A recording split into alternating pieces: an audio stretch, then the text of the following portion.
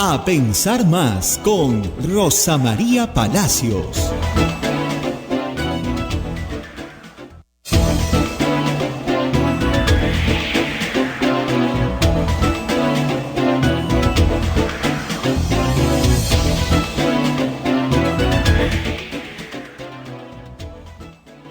Muy buenos días, señoras, señores. Bienvenidos a Pensar Más con Rosa María Palacios. Ya estamos conectados con Radio Santa Rosa en Lima, Radio Santo Domingo en Chimbote, Radio San Martín en Arequipa, Radio Cepagua, Ucayali, Radio Quillabamba TV, La Convención, Radio Madre de Dios, Puerto Maldonado. También nos escuchan en Radio Huánuco, en Radio La Voz de Ayacucho, Radio Pública en Puno, Radio Moro en Ancash. Radio Cumbre en Huancayo, es la radio del arzobispado, Radio Estación Solar en Abancay, Radio Milenio en Satipo, Radio Oriente en Yurimagua, Radio Los Ángeles en Cajamarca, Radio San Valentín en Lampa, Radio Activa en Cerro de Pasco, Radio Continental en Huanta. También estamos conectados con canales de televisión de cable como Onda Digital TV, Fuego TV y Quillabamba TV, entre otros canales que están tomando la señal de A Pensar Más con Rosa María Palacios, además también de las plataformas móviles, el Facebook de Radio Santa Rosa transmitiendo en vivo, el Facebook de Radio Quillabamba TV transmitiendo en vivo, el canal de YouTube de Radio Santa Rosa transmitiendo en vivo y nuestra página web www.radiosantarosa.com.pe. Muy bien, hoy día es 23 de noviembre del año 2023 y hay noticias tanto en el Ejecutivo como en el Legislativo. En el Ejecutivo, bueno, el ministro de Energía y Minas, el señor ministro va a ser interpelado. El señor Oscar Vera va a ser interpelado el próximo 29 de noviembre. Tiene que ir a las 5 de la tarde al Congreso de la República y responder 55 preguntas respecto a las contaminaciones de los ríos de Yayimayo, Atanchu, Ayu y Chacapalca en Puno. Hay interpelación. No sabemos si de la interpelación sus respuestas serán de satisfacción de los señores congresistas, si no, tal vez lo puedan censurar. Por otro lado, también hay problemas en el Ministerio Público. Ayer hubo la sesión para el señor Vela, donde parece que ya las cartas están echadas y no se permite el acceso a la prensa. Y ahí todos recordamos lo que dijo el señor Fernández Gerí, que es el jefe de la Autoridad Nacional de Control del Ministerio Público. Dijo que iba a haber transparencia, pero cero transparencia hasta el momento. De este tema y todo lo que está pasando en el Ejecutivo, Rosa María ya está lista y también a nuestra invitada ya está lista para hablar sobre lo que pasa en el Perú, la crisis política que tenemos. Rosa María, ¿cómo estás? Muy buenos días. Muy buenos días, Abel. Efectivamente, hoy día vamos a invertir un poco el orden del programa, pero siempre empezando con nuestros auspiciadores. La Pontificia Universidad Católica del Perú es la universidad número 1 del país en el cumplimiento de los Objetivos de Desarrollo Sostenible, de acuerdo al ranking Times Higher Education 2023. Este logro refleja nuestro compromiso por la construcción de una ciudad inclusiva, segura, resiliente y sostenible. Visítanos en puc.edu.pe. Centec, tu socio en tecnología. Te asesoramos en transformación digital y ciberseguridad de tu empresa. Brindamos los servicios de TI, ciberseguridad, cloud computing e infraestructura. Conoce más en nuestra web centec.com.pe. Palestra International Center for Legal Studies y la Universidad Pompeu Fabra abren la convocatoria al tercer programa de intercambio académico en Barcelona. Son 4 programas a cargo de destacados especialistas en cada rama del derecho que serán desarrollados entre el 29 de enero y el 9 de febrero del 2024. Para mayor información ingresa a institutopalestra.com o escribe al 994-820-148. Y por supuesto ustedes también nos pueden ayudar. Estamos muy agradecidos por todos aquellos que nos donan a través de las billeteras electrónicas. Lo único que tienen que hacer es capturar el QR que aparece en pantalla y hacernos una donación a través de Yape, Plin o cualquier billetera electrónica que usted utilice en el Perú. Y si usted no está en el Perú o no tiene billetera electrónica, pero sí tiene una tarjeta de crédito, cualquier tarjeta de crédito nos puede ayudar a través del sistema PayPal. Las instrucciones son muy sencillas, es un método muy seguro y esto está en la página web de Radio Santa Rosa, www.radiosantarosa.com.pe. Así que gracias a todos por seguir contribuyendo a sostener una radio que, como les he explicado, no tiene fines de lucro, es pastoral, no recibe subsidios del Estado. Vivimos básicamente de la caridad de todos ustedes. Muy bien, Abel, no sé si empezamos ya con Milagros Campos, que está lista, por lo menos está ahí esperándonos. A ti, Rosa María. Hemos tenido la feliz coincidencia de recibir su libro, Cómo salir de la crisis política. Acá lo tengo en la mano, Cómo salir de la crisis política, propuestas para una reforma en Milagros Campos, una edición de bolsillo de debate y auspiciada también por la Cámara de Comercio de Lima, dentro de una serie de publicaciones que se están haciendo justamente para divulgación jurídica, algo que es muy importante en nuestro país. Nosotros hemos presentado en este programa, Andrés Calderón, Verdades y mitos sobre la Constitución Económica de 1993, hemos presentado la reforma política de Fernando Tuesta, Estamos tarde de Jaime Saavedra. Este es el libro de Milagros Campos, que es no solo abogada, sino magíster y doctorada en ciencia política en la Universidad Católica. Doctora, nunca he dicho con tanta propiedad, muchas gracias por estar con nosotros tan temprano esta mañana. Muchas gracias, Rosa María, encantada de poder estar en tu programa. Efectivamente, del derecho pues pasé a la ciencia política para tratar de entender cómo funciona el Estado, y pendiente de mi tesis de doctorado, que justamente será sobre el funcionamiento del Congreso y las relaciones entre Ejecutivo y Legislativo. Así es. En este caso, hay que advertir también, doctora, que usted fue parte de la Comisión de Alto Nivel para la Reforma Política, que en el año 2019 presenta 13 propuestas al Poder Ejecutivo y al país, de las cuales 12 son presentadas por el Ejecutivo, en ese entonces por Salvador de Solar, al Congreso, y 6 tal vez con la justa fueron aprobadas. Yo quería empezar por ahí. Parte de eso está recogido en este libro, parte de eso. Pero lo que nos preocupa a todos es lo que está pasando con las primarias abiertas, simultáneas y obligatorias. El Congreso, anteayer en la Comisión de Constitución, han decidido simple y llanamente deshacer la reforma de alguna forma, crear una especie de Frankenstein, meter otras instituciones, finalmente desnaturalizar lo que se planteó. Y como usted lo explica en el libro, cuando uno afecta a una institución, afecta a todas. Entonces, tiene que haber un balance en la Constitución. ¿Qué tan grave es la situación?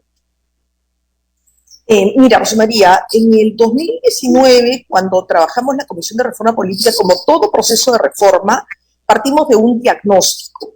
Uno puede discrepar sobre las medidas, pero cualquier buena reforma tiene que partir de un diagnóstico.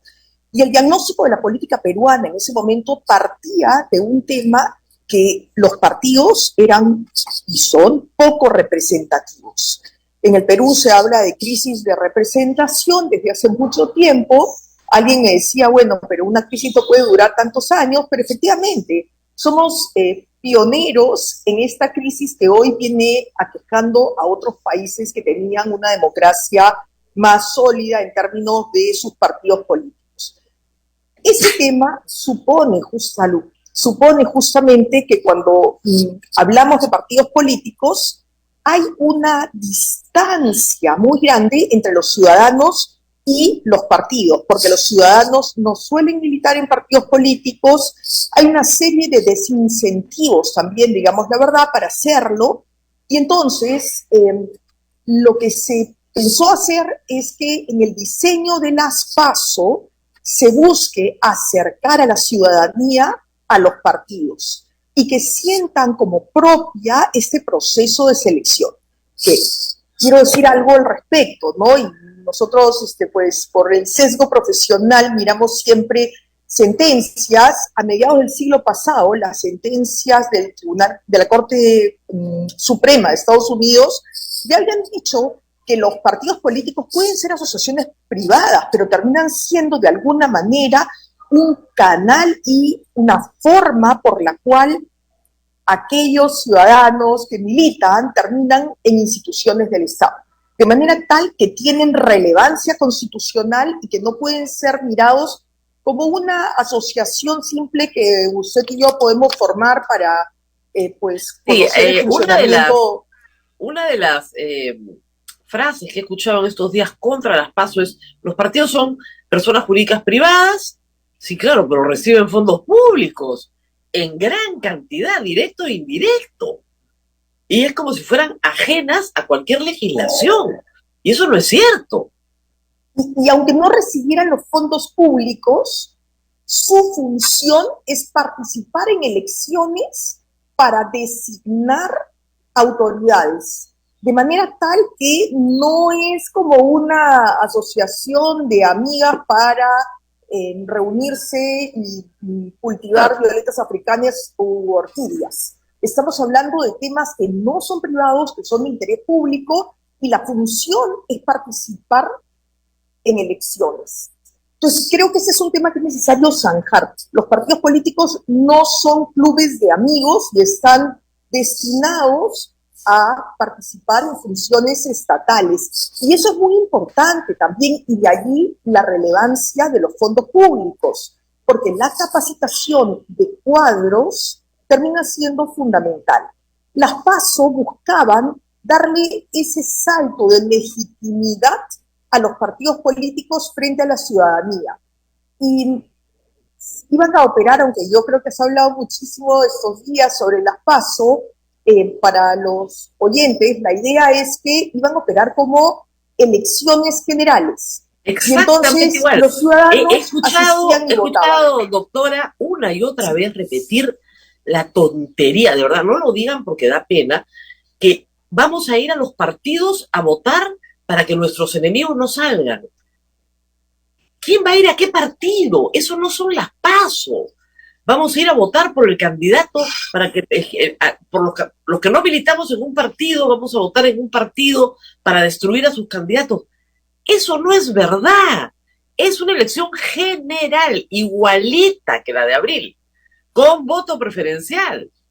Votas por una sola opción a presidente y una sola opción a Congreso. Mañana será diputados y senadores, pero en fin. Pero no votas por todos los partidos ni en todos los partidos. Votas en uno. Y como votas en uno, tienes que escoger el que más te gusta, pues. No vas a escoger el que menos te gusta. Es absurdo. Y además porque pondría en riesgo que el partido que quiero que pase a la siguiente etapa no pueda hacerlo, porque si le doy mi voto a otro partido, puede no reunir ese porcentaje mínimo que requieren para pasar a la siguiente. Es como un concurso, digamos, con eliminatorias. O claro, como estamos en el fútbol, pues, como una etapa de eliminatorias, ¿no? Y solo los partidos que congreguen un número de votos que pusimos 1.5%, ¿no? En Argentina es 2%, creo que podría haber sido más alto, pero ese era otro debate. Yo estuve invitada hace algunos años, antes de la pandemia, justo en el borde de la pandemia, a las primarias uruguayas. Y creo que hay que señalar que el diseño de las PASO es diferente al de Argentina y es diferente al de Uruguay, aunque se nutre. Pero digamos claramente que en el mundo democrático lo que ocurre es que la democracia interna, la democracia de los partidos, es una regla. El diseño puede ser diferente, ¿no? Pero no es usual hoy por hoy, ni en España, ni en Chile, ni en Uruguay o Argentina, que los partidos libremente designen a sus candidatos. Claro. Normalmente hay algún nivel de participación de los propios afiliados o de los ciudadanos, como en el caso del diseño de las PASO. Claro, lo que además lo que eliminaba las PASO eran varias cosas. Primero, la corrupción. No comprabas tu puesto, lo definía finalmente el pueblo. Segundo, eliminaba el voto preferencial, porque pasábamos a tener listas diseñadas por el voto popular. Tercero, limpiaba, o sea, lo que ustedes hicieron era bajar la valla de acceso a ser partido. Yo tengo una iniciativa ciudadana, quiero ser partido, bien, pasa. Consigue tus militantes y pasa, ¿no es cierto? Nos ahorramos las firmas, pasa, pero eso sí, para entrar a la competencia tienes que pasar una vallita, no, cualquiera no va a entrar. Y esa era la lógica. Lo que ha hecho además, a último minuto la Comisión de Constitución, es agregar que van a tener que presentar de nuevo 500,000 o 750,000 firmas. Es regresar muy atrás. Es terrible lo que están haciendo, y lo que me preocupa, le voy a decir la verdad, es que es, como el Congreso en esto tiene casi unanimidad, con poca presencia, digamos, de la ciudadanía protestando por algo que nos están quitando y que es bien serio. No sé cómo lo están viendo ustedes desde la academia. Lo que pasó con el libro que hoy comentamos, está acá, Sí. es que me pidió la Cámara de Comercio trabajar como una actualización de reformas políticas a partir de lo que había ocurrido en los últimos años. Y por supuesto el tema de partidos, que es un tema central, aunque no depende de una reforma normativa, no podía estar ausente. Y en las mesas en que se debatió esto, se planteó la posibilidad de que si es que no se tenían las pasos porque los partidos no estaban dispuestos a ceder en este punto, lo que se planteó es la posibilidad de señalar a partir de la participación de todos los afiliados un porcentaje mínimo, porque en las últimas elecciones el promedio de participación no había llegado al 7%. Sí, he visto que ese porcentaje lo han puesto en el proyecto, pero cuando se han dado cuenta, varios han comenzado a protestar, porque creo que el porcentaje que han terminado poniendo es que tienen que participar el 15% o el 20%. 20%. Claro, entonces sí, han dicho, no van a participar ni el 20%, entonces ni hablar. Pero mantienen el sistema de delegados, ¿no? Entonces, eso es fatal. El sistema de delegados son 30 personas que controla el dueño de la franquicia y que eligen quién va a ser la lista.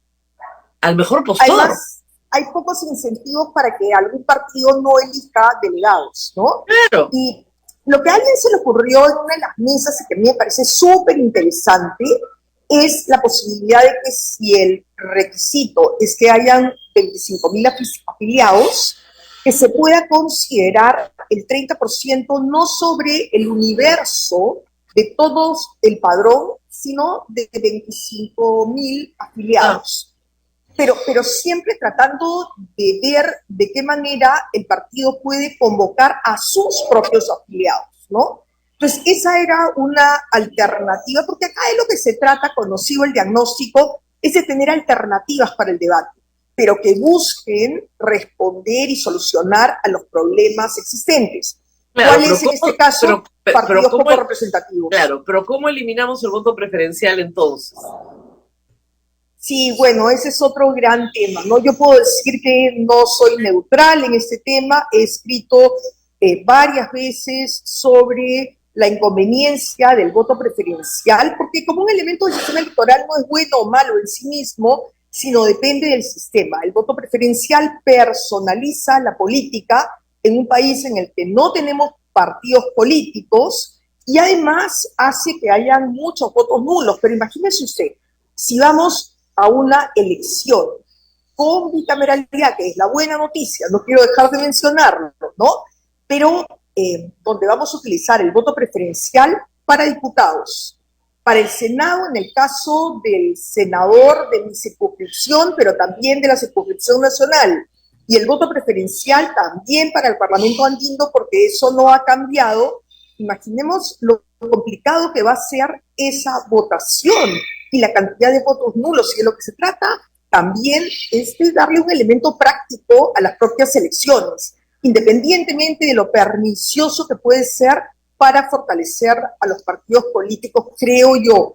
Es un tema discutible, probablemente donde hay cúpulas partidarias, pues la cosa sería diferente, pero Creo que ese es un tema también que merece un debate sobre si es conveniente o no. El tema, doctora, es que ya estaba debatido y aprobado.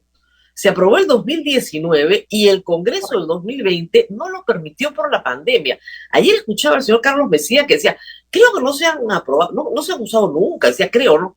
Él era congresista, él votó por prohibirlas y no se acuerda, ¿no? Pero en fin, y luego en el 2021, lo mismo, perdón, en el 2022, lo mismo con las regionales y municipales, no hay pandemia, lo cual fue una excusa ya francamente deleznable, ¿no? Pero en fin, los partidos no quieren democracia interna porque el dueño del partido ya no podría vender los sitios. Ese es todo el tema. Y los venden al mejor postor, al que le trae plata a la campaña, al que le trae votos, al que le trae algo. Entonces ya no podrían venderlos, ya no podrían haber partido franquicia. ¿Dónde estaría el negocio? Como te dice, ¿dónde está la inversión? El otro tema es que no quieren competencia. Entonces, al regresar a las firmas, lo que dicen, no me traigan más partidos, ¿ah? 4 o 5, como decía el señor Mesía, los que a mí me gustan, por supuesto, y nada más, en un sistema que por nuestra tradición histórica siempre ha sido multipartidario, nunca ha sido bipartidario. Entonces, las personas quieren escoger entre opciones, ¿no es cierto? Ustedes dijeron, bueno, bajamos la... Además he escuchado cosas absurdas, ¿no? Como que en Estados Unidos solo hay 2 partidos. Yo con la boca así. Es exactamente lo que estamos haciendo acá, es decir, vas a tener 2 partidos en el ejercicio del poder, pero hay 16, 18 partidos dependiendo de cada estado.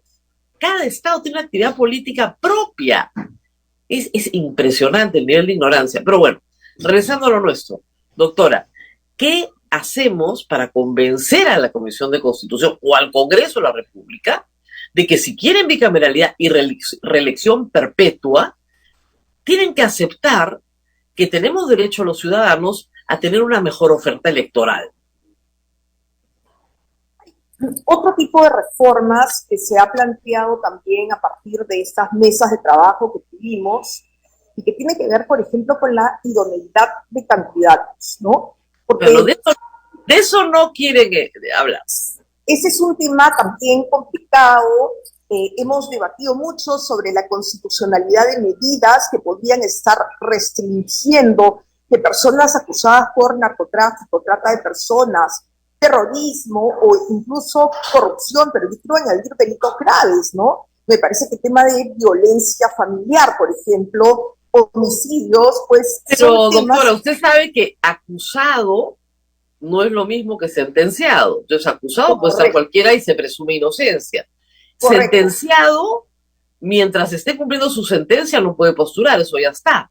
Pero una vez que termina de cumplir su sentencia, nuestro Código Penal borra los antecedentes penales porque ya pagaste, entonces sí puedes postular.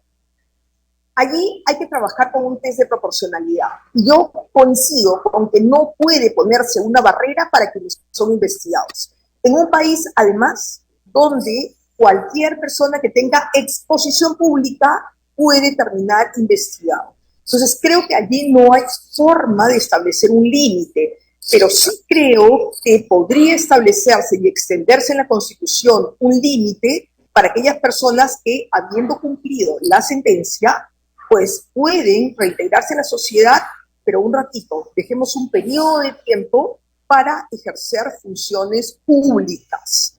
Y creo que esto... Eso no se lo van a admitir, porque ya tenemos el caso pues, de Vladimir Cerrón. O sea, si vamos a la casuística, ¿no es cierto? No se lo van a admitir los partidos. Eso es soñar. Soñar es parte de quienes queremos un país mejor y reformas, ¿no? Con los pies bien en la tierra, pero con la cabeza también puesta en construir un mejor país. Y creo que allí es donde tenemos que poner las apuestas. Yo estoy totalmente de acuerdo con restablecer, por ejemplo, la reelección, porque nuevamente lo que hay que generar es incentivos para que quienes tienen vocación política pues puedan dedicarse a lo que se llama, puede ser político profesional. Hoy han venido a menos, pero que supone justamente optar por una carrera política en un país donde la reelección ha sido 20% históricamente, ¿no? Y entonces creo que la decisión final está en el elector, que es quien se empodera para decidir si la persona que postula la reelección lo hace o no. La volatilidad, el hecho de que los electores cambien cada elección de opciones, tampoco contribuye a generar una clase política profesional, ¿no? La otra cosa creo que hay que trabajar, sí. La otra cosa que quieren derogar es la paridad.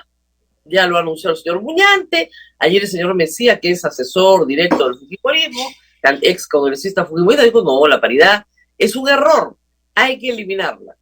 Porque dijo algo notable, ¿eh? Que este Congreso tiene más mujeres que nunca y es el peor de todos. Y ahí está la prueba de que hay que eliminar la paridad. No hay relación de causalidad, no podemos inventarla porque, a ver, Rosa María, yo con toda sinceridad digo que yo soy una conversa en estos temas. Defendí la cuota y me pareció que era la medida adecuada para incentivar la participación política de las mujeres. Sin embargo, la evidencia muestra que es con la paridad y la mayor visibilidad de las candidaturas de mujeres, porque con voto preferencial se incrementó ese techo que existía, ¿no? La cuota decía 30% de candidatos, pero nunca hubo 30% de parlamentarias electas. Sin embargo, al poner a las mujeres por la alternancia en posiciones más visibles, de pronto llegamos a 10 puntos más de mujeres electas y casi pues 50 mujeres que accedieron. Las mujeres no quieren participar en política, yo no sé, creo que más bien se necesita pensar en una política que sea compatible con muchos horarios que tienen mujeres y muchas responsabilidades que tienen mujeres. Y de pronto cuando le dicen, oye, estás invitada, puedes venir, de repente en aquellas circunscripciones en las que nunca habían elegido representantes mujeres, sí tenemos representantes mujeres. Y como dice pues nuestra amiga Rocío Villanueva, las mujeres como los hombres en política, las hay muy buenas, las hay regulares y las hay malas, por supuesto. Así es. Pero bueno, eso es lo que viene, ¿eh? Por lo menos ya lo han anunciado. Lo otro que viene es desaparecer a los movimientos regionales, porque tampoco quieren competencia en ese plano.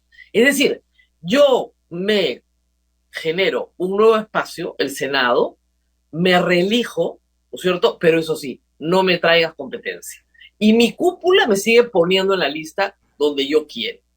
Ese es el mensaje que está dando el Congreso. Creo que tenemos que considerar los congresistas justamente representan ese pluralismo político y son elegidos, y esa es la razón por la cual las reformas están en sus manos.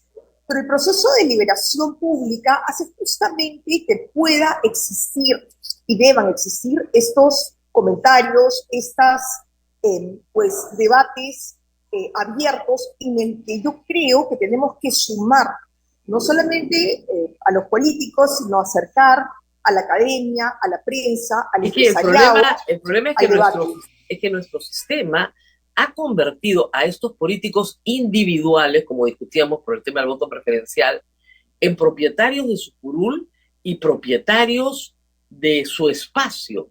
Entonces se desarrollan relaciones corporativistas. Ya no hay pluralidad ideológica. No. Y eso lo estudia la ciencia política. Hoy por hoy es un estado prebendario el que tienen en el Congreso. Entonces, ¿cómo nos organizamos todos juntos para recibir algo más? Esa es la situación. Y algo más es nuestra reelección, que no tengamos competencia, forzar nuestra permanencia a través de un Senado, repartirnos un bono. Todo es parte de la misma idea corporativa. Si hubiese competencia entre ellos, sería interesante. Pero hace muchos meses que ya no compiten, sino cooperan. Y cooperan para hacer cosas que no se condicen con el bien común. Entonces, ¿qué hacemos con el Congreso? Bueno, el profesor Pedro de Vega tiene una frase que yo siempre repito, y es que los problemas que vemos en el Congreso hay que buscar su origen fuera de él. Y por eso trabajar en partidos políticos es muy importante. Hay una correlación entre el nivel de institucionalización de los partidos políticos y el nivel de institucionalización del Congreso. Y creo que en un país que ofrece tantos problemas de informalidad, pues evidentemente muchos de esos problemas también se van a reflejar en la política. Creo que es necesario comenzar a pensar en la política como un mecanismo para debatir y solucionar los problemas que aquejan a las personas. Ayer ha salido un excelente número de la Unión Interparlamentaria para analizar con 25 indicadores el nivel de democracia en los parlamentos. Y creo que ese es un poco lo que tenemos que tratar de pensar, de qué manera nuestro Congreso es funcional a la democracia que se viene percibiendo asediada y con francos retrocesos, no solamente en el Perú, sino en muchos países a nivel global, ¿no? Entonces creo que ese es un punto para trabajar. Hay en el libro un capítulo de propuestas para una reforma política, que creo que es el corazón del libro. Hay algunas cosas de las que hemos hablado, pero creo que una de las más importantes, por las experiencias recientes, es la relación ejecutivo-legislativo. Y lo que se propone es eliminar la disolución del Congreso y sustituirla por su renovación periódica, ¿verdad? Y al mismo tiempo eliminar la vacancia por incapacidad moral, que no quiere decir nada, y sustituirla por un juicio político, modificando el 117 con causales, ¿no es cierto?, que establecen que sí, efectivamente, si el presidente es un corrupto, se le pueda juzgar en su mandato y tenga que renunciar. Estas dos cuestiones, la renovación del Congreso para generar un juego político distinto con el Ejecutivo, que permite al Ejecutivo o sea, si el Ejecutivo no puede gobernar, eso termina en un rompimiento de todas maneras, sea con golpes de Estado, como en el siglo XX o el siglo XIX, sea con autogolpe, como en el siglo, al final del siglo XX, o sea con el derrocamiento permanente del presidente, ¿no? Que es la moda, digamos, de nuestros últimos 5 años. Ahí tienen el libro, por si acaso. Entonces, estas dos instituciones, disolución del Congreso y vacancia por incapacidad moral, salen y se reemplazan por cada 2 años y medio, el pueblo vuelve a votar y establece cuál es la alternancia, si le da mayoría o no le da mayoría al presidente, ¿no es cierto? Decide el pueblo, y eso además obliga al Congreso a estar en sintonía con el pueblo, no a decir a mí que me importa el pueblo, como te dicen ahora, a mí que me importa el método hasta el 2026. Y por otro lado, si el presidente comete un acto delictivo, en el marco del tratado anticorrupción, por ejemplo, se le puede juzgar. Explícanos un poco esto, y además lo que me sorprende a mí es que el Congreso no quiere hablar. Están las iniciativas planteadas para la modificación del 117 hace 2 años, cuando Pedro Castillo está en el poder. El Congreso de esto no quiere hablar. Expliquemos estas medidas, por favor. Sí, yo partiría por señalar que hemos visto a lo largo de los años que nuestro sistema político, nuestro sistema de gobierno particularmente, es disfuncional. Claro, el diseño, que es el primer elemento que tenemos que considerar, ¿no?, que tiene estas herramientas, puede no ser muy bueno, pero si hay un compromiso entre los actores políticos por la democracia, funcionará. Pero en el momento en que aparece la crisis, puede presentarse un escalamiento a través de figuras constitucionales como la que hemos visto en los últimos años, que por lo demás ha sido lo que ha existido en el siglo XIX y el siglo XX. Vivimos nuestro ciclo democrático más largo. Entonces, esto es lo que yo creo que hay que comenzar a repensar. ¿De qué manera logramos que nuestro sistema tenga un mejor diseño que pues contribuya a un mejor funcionamiento de la democracia? Y eliminar esto que ha sido llamado pues como las armas nucleares, ¿no? Y que han definido la relación democrática, creo que puede contribuir. ¿Cómo lograr esto? La vacancia por permanente incapacidad moral en realidad es un término ambiguo. Alguien lo ha descrito como el botón rojo, pero esto es una amenaza permanente para presidentes que no tienen mayoría en el Congreso, que siempre pueden tener pues una forma de hacer una coalición vacadora, como se ha llamado. Entonces, busquemos modificar ese artículo 117, que lejos de blindar al presidente, lo ha terminado desprotegiendo, porque en lugar de ir por ese esquema que reduce las posibilidades, se ha buscado en la vacancia por permanente incapacidad moral una forma de censura al presidente. Pero la censura es ajena. Que no existía en nuestro sistema político. Lo hemos explicado 100 veces. El Congreso además tiene, a partir de esa interpretación, un problema gravísimo, que es constitucional lo que a nosotros nos dé la gana que sea constitucional. Si yo tengo 87 votos, yo voto como me da la gana, entonces yo te puedo violar el debido proceso, violar las causales. Lo mismo lo estamos viendo con la Junta Nacional de Justicia. Cuando la Constitución establece que la destitución es causal, tiene que haber una causa grave, en los congresos dicen, no, yo tengo 87 votos, no necesito la causa. Y eso es gravísimo. Y eso viene en herencia de creer que una vacancia por incapacidad moral es un juicio político, cuando no hay ningún juicio. Es terrible lo que está pasando con las instituciones en el Perú a partir de esa interpretación, que viene desde la época de Kuczynski, lamentablemente. Sí, en realidad ya hay algunos registros que desde el siglo XIX se quiso vacar a los presidentes, pero no ocurrió porque creo que también tanto en el siglo XIX como en el siglo XX había ciertas autolimitaciones en ocasiones, y en otras ocasiones entraban las Fuerzas Armadas y solucionaban el conflicto a través de golpe de Estado, como solucionaban, ¿no? Pero nuestro sistema presidencialista, a diferencia de los parlamentarios, no censuran al jefe de Estado, sino que más bien tienen periodos fijos por los cuales se eligen. En realidad hay una preocupación en la ciencia política y en el derecho constitucional por estos términos anticipados de las presidencias. Claro, además la solución, que así lo dijeron en la Constitución del 93, era, a ver, la Constitución del 93 le da la última palabra al presidente, porque es fruto de los días de Fujimori. ¿Y cuál era la última palabra? La posibilidad de disolver el Congreso sin expresión de causa. Eso fue si es que habían dos censuras. Hoy por hoy, la cuestión de confianza ha sido inconstitucionalmente eliminada de la Constitución. En la práctica, no existe.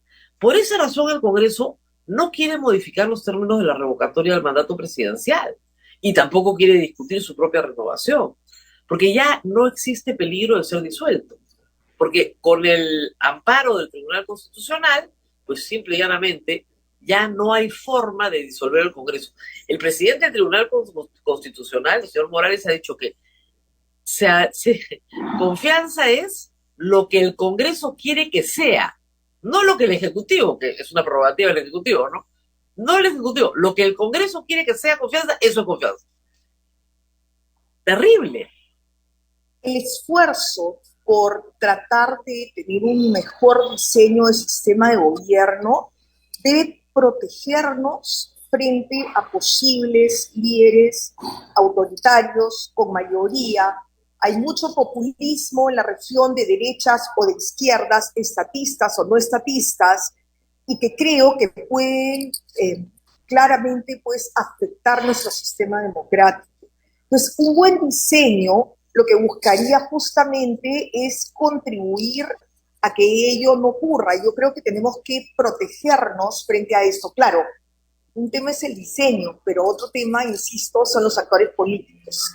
Y con actores políticos que estén comprometidos con la democracia, pues claramente esto va a funcionar mejor. Fíjate, Rosa María, un tema, hemos terminado con unas renuncias anticipadas, hemos visto destituciones, disolución del Congreso, y sin embargo no podemos decir que la crisis política haya terminado. No, lo que para se nada. muestra es que, o sea, creo que lo que queda claro es que pues la vacancia tal como es utilizada, y yo sí creo que es un tema que tenemos que erradicar, es la posibilidad de que haya una cuestión de confianza sobre reformas constitucionales, por lo mismo que dijo la Comisión de Venecia, pero son temas que tenemos que debatir para tener un diseño del sistema de gobierno que realmente tienda hacia la gobernabilidad y no a la polarización, ¿no? Claro, por ejemplo, ustedes proponen que no haya cuestión de confianza en la investidura, o sea, que ya no haya voto de investidura. Así que es. fue lo que pasó con Pedro Cateriano. O sea, como el Congreso ya sabía que ya no lo podían disolver, porque ya había sido disuelto y además está en el último año de mandato, y la investidura se realizó después del 28 de julio, el último año de mandato, el Congreso lo censuró. Dijo, no, no, tú no, tú no, porque no nos gusta tu cara, no nos da la gana, lo que fuera. Entonces, esa arbitrariedad, de nuevo, el Congreso ahí actuó corporativamente, se aliaron porque eran los vengadores de la disolución del Congreso. Y toda la lógica del Congreso eran los vengadores. Vamos a vengarnos porque han disuelto el Congreso. Y hasta el día de hoy tenemos que sufrir las consecuencias de los vengadores, porque los mismos partidos entraron, salvo UPP y FREPAP. Entonces estamos bajo esa premisa. Pero, ¿qué pasaría, doctora, si el de mañana, porque la votación ha sido muy fragmentada en el 2016 y en el 2021, pero qué pasaría si el día de mañana, en una elección general, elegimos a alguien y a ese alguien le damos mayoría absoluta en el Congreso, sea en el Senado y en diputados, o si se mantiene el Congreso unicameral, regresaríamos a los 90? En realidad, esa es parte de la preocupación que tenemos por la historia republicana que ha sido tormentosa en la relación ejecutivo-legislativo y con visos de gobiernos autocráticos de manera permanente.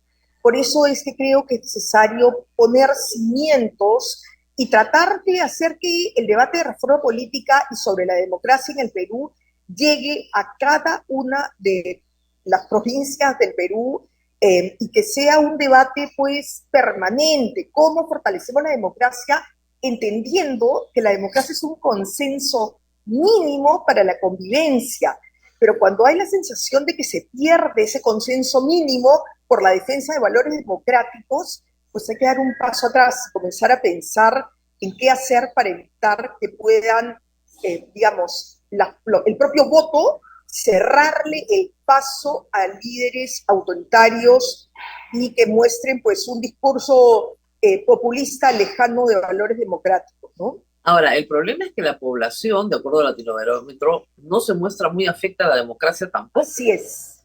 Pero es que creo que también hay un aspecto que se comenta en el libro y que hemos hablado en otras ocasiones, la necesidad de tener una democracia efectiva que responda a los valores ciudadanos. Adam Cherosky suele comentar un tema que tiene en el libro, ¿por qué tomarse la molestia de hacer elecciones? Si el electorado asiste cada 5 años, cada 4, cuando corresponda, a votar, pero siente que su vida diaria, en términos de políticas públicas, acceso a salud, a educación de calidad, infraestructura, no cambia, pues tienen un desengaño y dicen, bueno, parece que en democracia eso no puede funcionar. Bueno, la historia del Perú muestra también que en autocracias no ha funcionado, ¿no?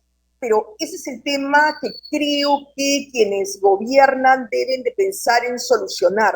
Una democracia efectiva debe atender políticas públicas, pero gobiernos inestables tampoco pueden programar y tener una mirada de largo plazo respecto de esas políticas públicas.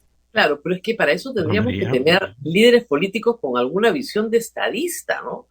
Y no tenemos a nadie que piense siquiera en el bien común. Ese es el problema más grave de nuestros políticos. Cuando se les pregunta, oye, ¿por qué han cobrado un bono, no? ¿Que no les preocupa lo que piensa la opinión pública? No, no me interesa lo que piensa la opinión pública. Ah, ok. Entonces no hay ninguna conexión con el electorado. Tienes 6% de aprobación como institución. Dina Boluarte tiene 10% de aprobación como presidenta. No les interesa. No es un asunto que pasa por su cabeza. Ni siquiera quieren reflexionar de por qué nos ha pasado esto. No. Toda la consigna es ver cuánto tiempo más nos quedamos detentando el poder. Y frente a eso la población dice, a mí esa democracia no me gusta. Pero con toda razón, a mí tampoco. Porque eso no es democracia, pues. María. Sí, nos tenemos que ir, ¿verdad? Sí, la doctora tiene otro compromiso. Doctora, pregunta final. Entonces, ¿cómo hacemos para que nuestros políticos se conecten, digamos, con la realidad? Creo que institucionalmente la posibilidad de la reelección va a mejorar ese aspecto en la medida que no va a operar necesariamente la reelección, pero sí la conducta, sabiendo que se van a someter a la rendición de cuentas al término del periodo. Creo que es como cuando dictamos un curso y decimos, esto no va a tener examen, y de pronto pues los alumnos no vienen a clase. Creo que necesitamos poner el examen al final para que haya un incentivo adecuado a hacer las cosas que se deben, sabiendo que la ciudadanía estará mirando y pondrá una nota al final. Eso es lo que yo confío. Pero bueno, es mucho más. El problema es que si la nota la ponemos cada... Claro, el problema es que si la nota la ponemos cada 5 años, es un suplicio largo. Por eso hay que ponerla cada 2 años y medio, ¿no? Esa sería la idea. En fin. Estoy totalmente de acuerdo con eso, en un contexto de un congreso bicameral y con reelección. Muchísimas gracias, ha sido un gusto poder conversar contigo. Acá está el libro para que lo compres. Cómo salir de la crisis política, propuestas para una reforma de Milagros Campos con el auspicio de la Cámara de Comercio de Lima. Muy bien, ahí tenemos el libro a toda pantalla. Muchas gracias a Milagros Campos, tiene obligaciones inmediatas y urgentes, por eso nos tiene que dejar. Nosotros nos vamos a una pausa y regresamos con la primera parte del programa, solo que ahora va a ser la segunda parte del programa. Muy bien. Así es, Rosa María, pidiéndoles a todos que compartan el programa. Estos temas no son analizados en la televisión de señal abierta, así es que compartan ustedes el programa y agradecerles también por todos la generosidad de muchas personas que están entrando al PayPal y que están entrando a las billeteras electrónicas. Es la forma que sobrevive este tipo de programación. Muy bien, vamos a la pausa, Rosa María, y volvemos.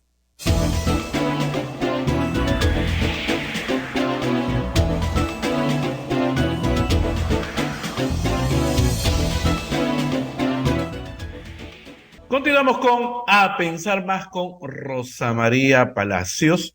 Bien, el tema de las pasos es un tema que de verdad, Rosa María, no sé cómo se va a explicar porque hay muchas personas muy preparadas, muy cultas, que no sé si no lo entienden o no lo quieren entender. Ayer escuchaba con atención al doctor Luis Solari, ex primer ministro, que decía, él comparaba con 2 edificios y hablaba de que cómo voy a permitir que los vecinos del edificio del frente vengan a participar de mi reunión de mi edificio.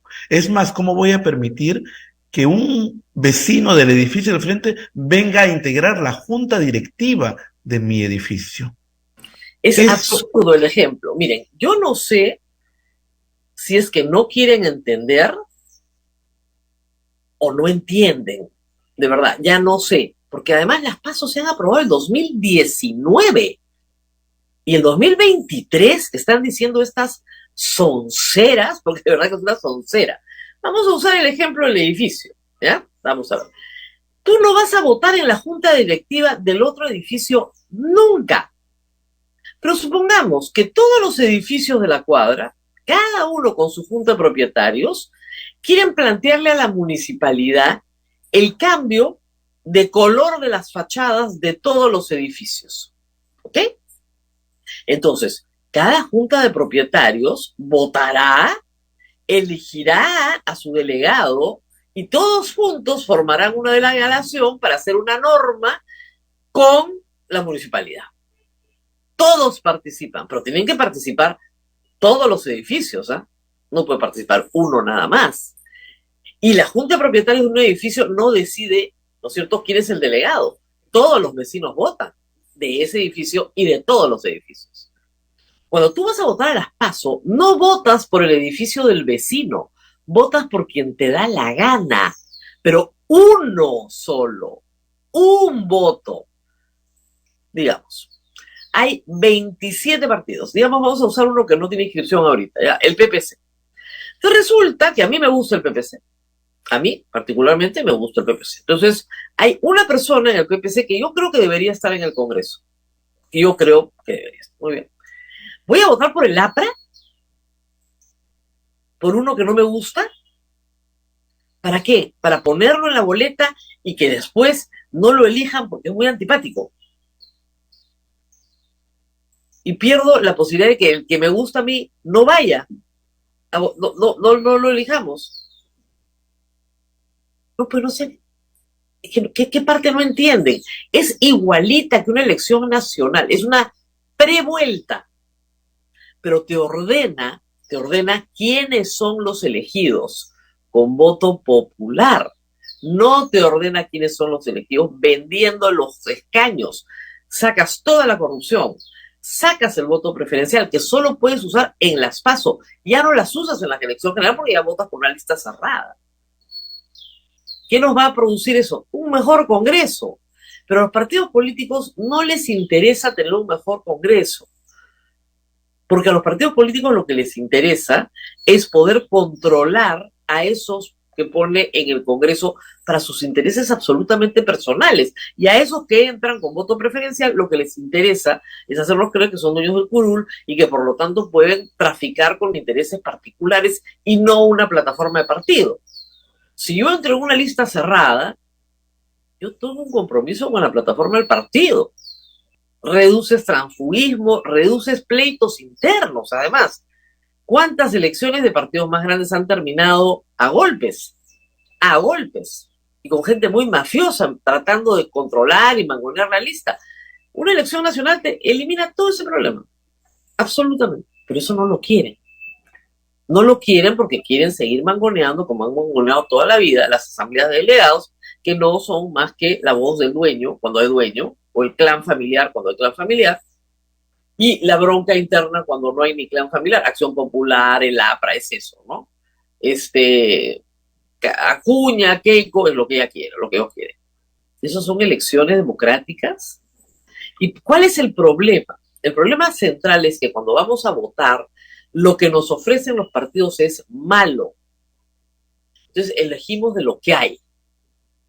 Y como elegimos de lo que hay, y lo que hay es malo, entonces el Congreso es una mala representación de la sociedad, pues nadie se siente representado. Si le decimos al partido, ofrécenos todo lo que tienes, saca todo tu menú, todo el que quiera ser candidato se presenta. Nosotros escogemos dentro de lo que tú tienes a los que creemos que son los mejores. También nos podemos equivocar, ¿eh? Pero por lo menos nos equivocamos con participación popular. Y no hay plata por medio, y no hay corrupción de por medio. No quieren. No quieren o no quieren entender, ustedes verán. Pero esta era la solución aprobada hace 4 años para tener un mejor sistema político. 4 años esperando las PASO. Aprobadas por un Congreso de mayoría fujimorista, además. Porque se dieron cuenta en ese momento, a los partidos les convenía, ordenaban mucho, pero ya no les conviene. Sus huestes ya no quieren. O sus huestes están indisciplinadas, ¿no? Porque Keiko Fujimori salió a decir que el Congreso no tenía legitimidad para aprobar la bicameralidad. Y yo me comencé a reír. Sus 22 congresistas votaron a favor. Es que si vamos a ir a la bicameralidad, que está bien, si vamos a reelegir congresistas, que está bien, tienen que ir con las PASO, pero no. Sacamos las PASO, sacamos la competencia de otros partidos, no competimos y nos eligen a nosotros igualitos porque no va a haber otra oferta. Imagínense que todos los congresistas que están ahora en el Congreso deciden todos reelegirse. ¿Ok? Y se imponen en sus partidos. Nosotros ya hemos servido, hemos chambeado, los hemos sacrificado, entonces nos tienen que poner en todas las listas. ¿Ok? Y los ponen en todas las listas, ¿sabes? Las mochasueldos, todo completo, todo blindadazo, ¿no? Ningún problema. Los mismos partidos que pueden participar en la próxima elección, con los mismos. Tal vez en Avanza País sea un poco difícil porque no son propietarios, pero son inquilinos. ¿Ya? Pero en todos los demás sí. Realmente, ¿qué creen que va a pasar? Yo espero que no los reelijan, porque no se reeligen en el Perú. Y que otros partidos, con otras personas, de repente también tan malas como estas, pero otras, sean las elegidas. Y volvemos a perpetuar el mismo problema, que es no tener estabilidad política. Desde 2016, en que Keiko Fujimori desconoció su derrota, y más aún en el 2021, no tenemos estabilidad jurídica, porque el que queda segundo en segunda vuelta y que saca una buena mayoría en el Congreso, desconoce a su adversario. Y les interesa un pepino la estabilidad del Perú, la economía, les interesa un pepino. Un pepino tiene más valor que el interés que tienen. Y así estamos. Y claro, luego vienen pues las venganzas, las rencillas, ¿no? Y vamos a hablar de eso también ahora, aprovechando que van a ser las 9. Parece que ahora sí decapitan a Rafael Vela. Ayer en la mañana era la audiencia en la cual el señor Vela tenía que presentar su defensa, porque ha apelado. Le han puesto una sanción de suspensión sin goce de haber de 8 meses y 15 días por unas declaraciones de hace 3 años o 4 años sobre Keiko Fujimori. O sea, 4 años después le sacan el caso. Ya pues, ¿no? Es barato. ¿Ya? Pero en fin, ayer esta resolución está en suspenso porque ha apelado. Y fíjense ustedes cómo es de impresionante el nivel de, ¿cómo podríamos llamarlo? AMPA que hay en todo esto, ¿no? El señor Vela tenía que ir el 10 de noviembre, presenta un certificado médico de la Clínica Delgado, un profesional, dice: el señor Vela tiene este problema hoy día, no puede asistir. ¿Qué hace la Autoridad Nacional de Control? Se lo filtra a Willax y sacan: miren, el certificado es falso, el certificado no es falso, el certificado es verdadero. Lo certifica un médico, que es el médico del señor Vela. Muy bien. Y puede certificar la enfermedad que le dé la gana. Yo no la voy a repetir porque, por si acaso, ir ventilando las enfermedades de la gente está prohibido por la Constitución. No sé si se han enterado. Si hay algo que está protegido por el derecho a la intimidad, es el récord médico. Salvo que la persona lo quiera hacer público. ¿Ok? Salvo además en los casos de indulto, en que tiene que salir una resolución pública especificando las causas de la enfermedad. Pero en general, para todos los mortales, nuestras enfermedades, nuestros problemas de salud, nuestro bienestar físico, no es materia de discusión pública. Bueno, se lo filtran a Willax. ¿Ya? ¿Y qué hace Willax? Además de decir que es un sinvergüenza el médico, bla, bla, bla, bla, bla, todo es mentira. Quique Montenegro, que me da muchísima pena porque ha sido mi reportero en Capital hace muchos años, es productor del programa, de uno de los programas de Willax, denuncia penalmente al médico por falsificación de documento. ¿Pero qué les pasa? ¿Tienen que estar locos? Y el abogado del señor Quique Montenegro tiene un conflictazo de interés respecto al señor Rafael Vela. Todo está contado en Ideal de Reporteros, lo pueden leer. Es la persecución por la persecución. O sea, el señor no se puede enfermar. Bueno, ayer fue la audiencia finalmente y obviamente todos los medios de comunicación querían entrar. Como es lógico, es un caso emblemático de persecución a un fiscal. De persecución sin causa. Porque lo que dijo Keiko Fujimori hace 3 años no puede merecer una sanción de 8 meses y 15 días sin goce de haber. ¿Ok? Muy bien. Entonces, la señora fiscal a cargo de la apelación dijo que no entraba nadie. Que ella no tenía esa posición de hacer los casos mediáticos, en clara alusión a Vela. Y le dieron 10 minutos para defenderse. 10 minutos para sus descargos. Se lo van a tirar. Yo creo que ahí Vela cometió el error de respaldar a la fiscal Benavides. Cría cuervos y te sacarán los ojos, pues. Lo mismo le ha pasado a la Junta Nacional de Justicia. Aprobó la designación de Benavides como fiscal suprema. Lo primero que ha hecho la señora Benavides es tirarse a la Junta Nacional de Justicia para que no la investiguen a ella. El señor Vela apareció a su lado en varias presentaciones, porque tenía más vuelo mediático que ella, y cuando no lo necesitó, y cuando comenzó a hacer una carga, porque sus vínculos en el Congreso se veían comprometidos por Vela, hay que matar a Vela, listo, mátenlo. Y a José Domingo Perón le van a hacer lo mismo, no hay ningún problema, igualito. Ahora, que los dos han hecho cosas que no son correctas, yo lo he dicho varias veces. Tú no puedes tener a un fiscal, ¿no es cierto?, que me grita abogada cachinera en un programa de televisión, ¿no? Lamentablemente, doctor Vela, el señor Juárez Atoche está bajo su supervisión. Y yo no me he quejado, porque no me quejo. Por decir la verdad, por decir que el señor Juárez Atoche fue instrumento para derrocar a Vizcarra. Y eso no lo hace un fiscal. Un fiscal no puede ser instrumento político. Han hecho cosas que están mal. Pero al margen de eso, ¿no es cierto?, lo que importa es el resultado de los procesos anticorrupción. Eso es lo que importa. Y estando varios ya en juicio oral y algunos con acusación, bajo control de acusación, ¿podríamos esperar a que terminen? No vaya a ser que algunos salgan bien librados porque ya no hay fiscales o los nuevos fiscales que pongan a cubrir estos casos no tengan ni idea de lo que hay que hacer. Y algo más, el señor propietario de Willax de repente es inocente, ¿no? Pero está procesado por lavado de activos por una fiscalía que supervisa el señor Vela. Entonces tienen un conflictazo de interés, pues, pero no dicen nada, ¿no? Así están las cosas ahora. Mal en el Congreso, mal en la Fiscalía, por supuesto, una institución que van a tener que reconstruir mucho después.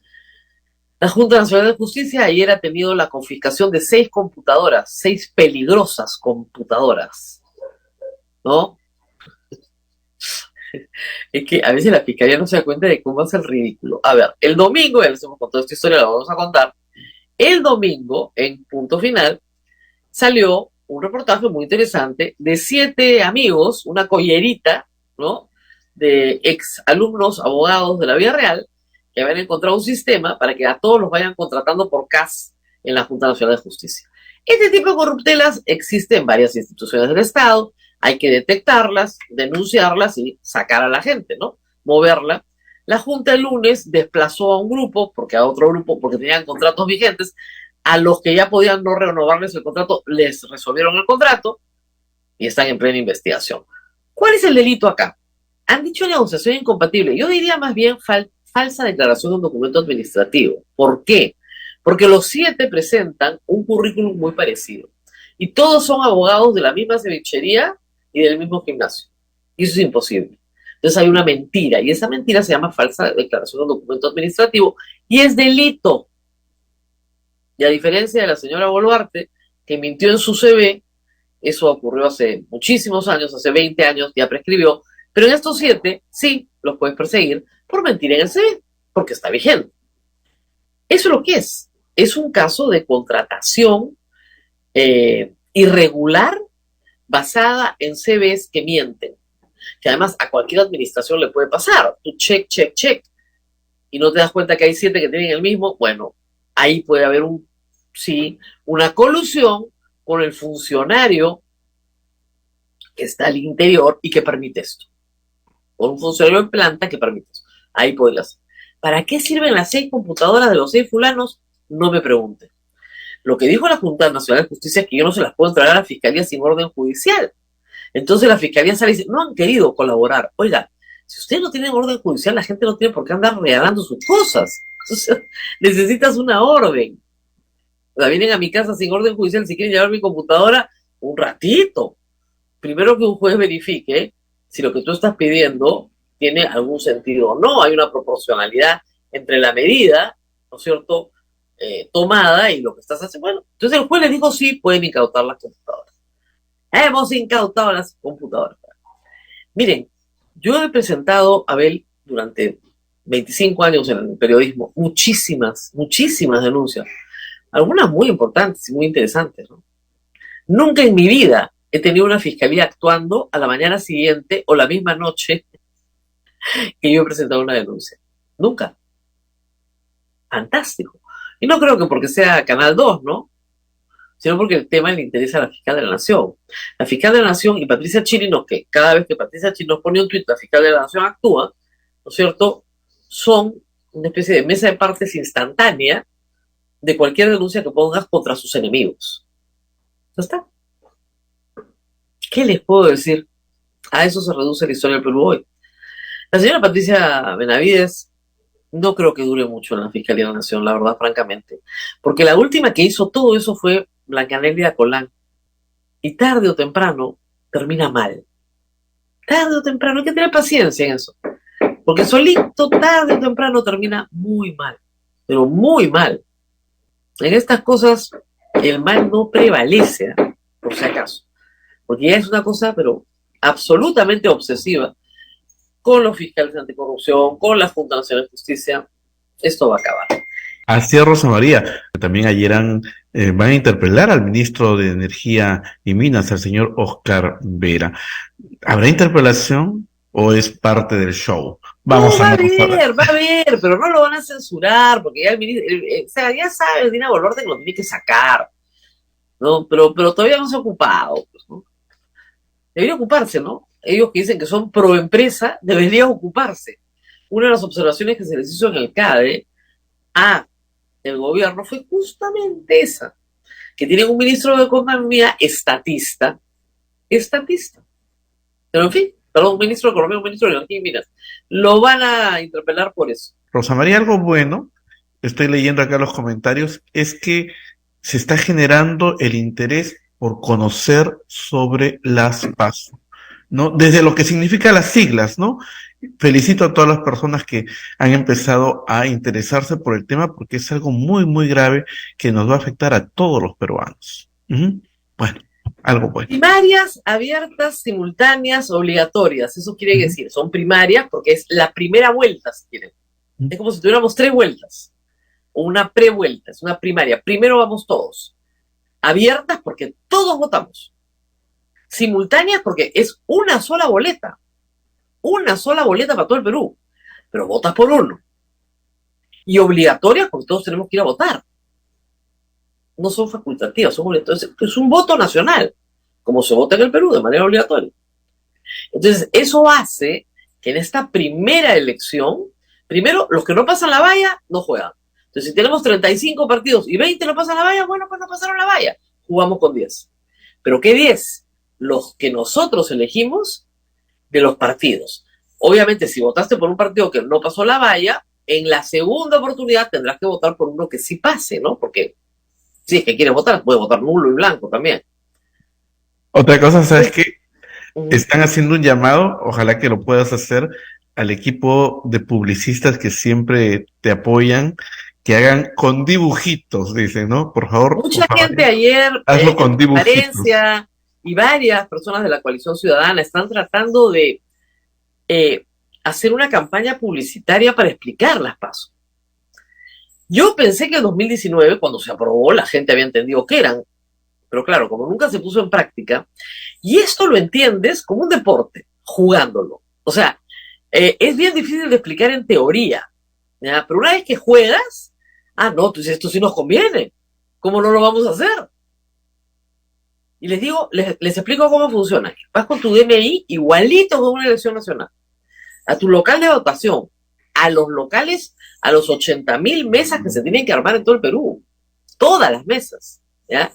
Vas con tu DNI, te dan una cédula de votación igualita a la que te dan en las elecciones de abril, igualita, presidente, congresistas, y eso sí, en los partidos que tienen más de un candidato a la presidencia, porque puede ser, marcas el que te gusta. Si tienen uno solo, será ese solo. Y luego pones tu preferencial de cuál es el candidato y el partido que te gusta a ti. Uno solo. No puedes votar por otros partidos, no. Uno. El que te gusta a ti o el que te gusta más. ¿No? Entonces eres libre de votar por quien quieras porque ahí sí arma. Los 25 millones de votos dan un resultado. Ese resultado es el que vamos a votar en abril. Y tenemos 4 meses para decidir si nos gusta o no nos gusta. Y vamos a ver si en ese momento estos señores futuros congresistas nos dicen que lo que dice el pueblo no les interesa. Ahí se ponen todos bonitos, ¿no? Son como vendedor de equipo móvil, todas las ventajas. Pero cuando se te malogra, nadie te atiende, ya igualito es el Congreso. Entonces, ese espacio es nuestro para exigir. Si no, ¿cuándo vamos a exigir? Además, como solo permiten que los elijamos cada 5 años, yo les dije en la última elección, y lo recuerdo claramente, no voten por gente que ha contribuido a poner a Merino en el poder.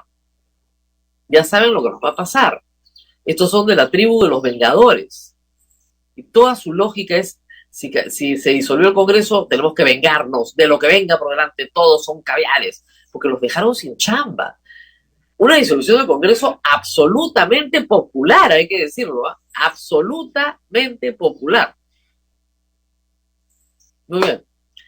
¿Qué más tenemos, Abel, hoy día? Huelgas. Paro, huelga.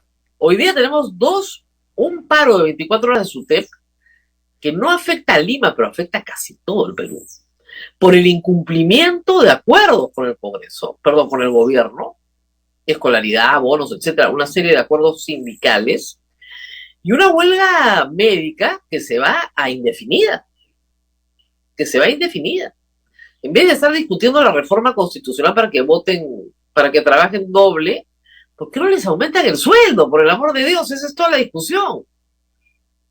Y un ministro de salud que no puede manejar nada. Y esto va a comenzar a crecer. La ola de huelgas va a comenzar a crecer en el Estado peruano. Porque lo que tú estás viendo al frente es una recesión y la impericia del Estado para manejar recursos públicos. Todos van a ir a protestar, porque todos queremos ganar más, sobre todo después del 15% de inflación anualizada del año pasado. Esto era previsible, absolutamente previsible. ¿Quiénes se perjudican? Los usuarios, los niños, los enfermos, los pacientes, los que tienen citas, todos esos se perjudican. Como si los niños peruanos además pudieran parar, ¿no? Como si estuviésemos para parar. Los niños peruanos están en una situación de vulnerabilidad terrible después de 2 años de pandemia. Este año 2023 es finalmente, ¿no es cierto?, el año en que tenían que recuperar sus aprendizajes.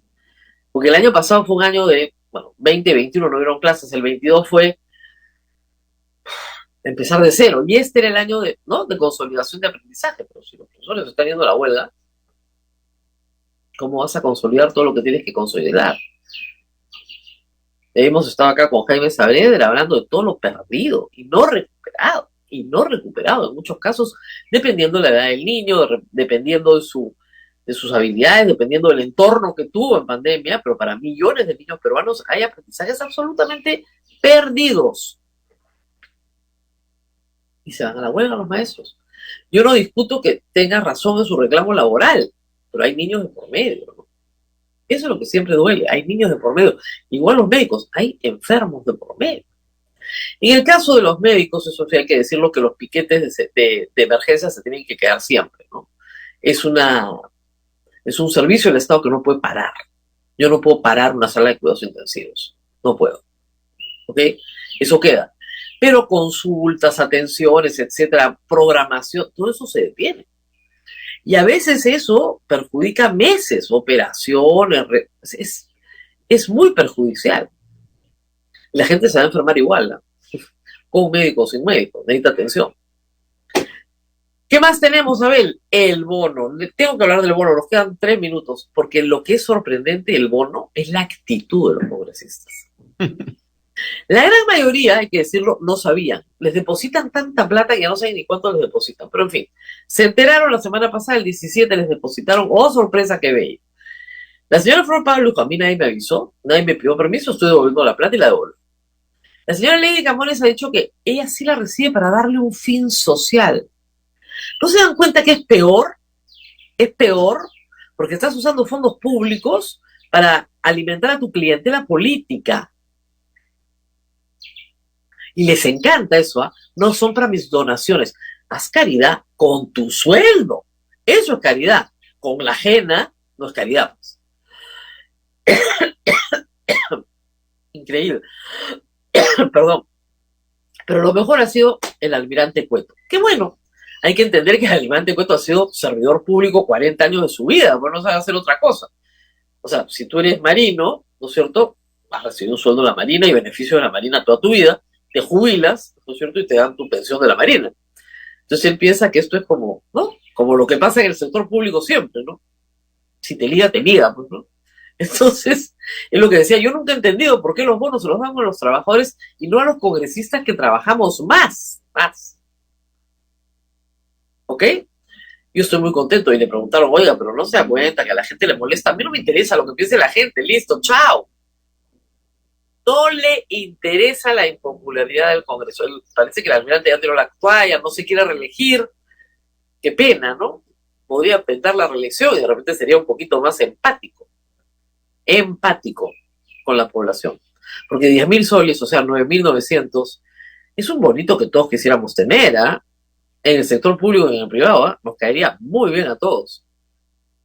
Sí. Y ni siquiera pestañean, ¿eh? Muy contentos, muy contentos. ¿Por qué no nos va a tocar?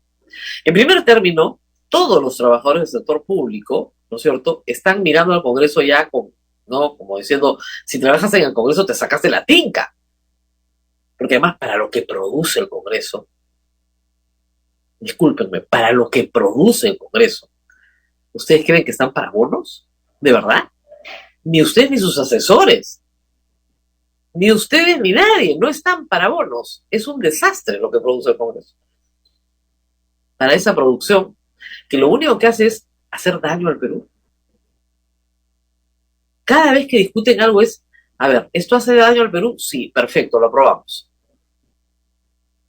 Y sobre la interpelación del ministro de Energía y Minas que me preguntaste, primero, hay que decirlo, ya en las últimas veces que interpelan a alguien, no va nadie. O sea, no van ni los propios congresistas que lo han interpelado.